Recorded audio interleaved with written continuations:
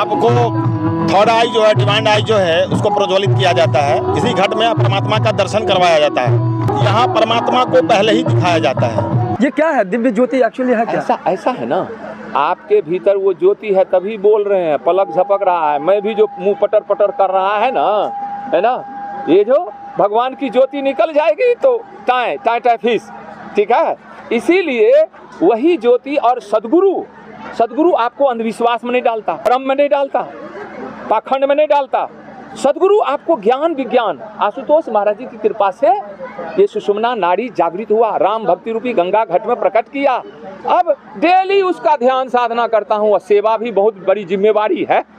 नमस्कार, मैं आकाश मिश्रा, आप देख रहे हैं न्यूज टुडे मिथिला।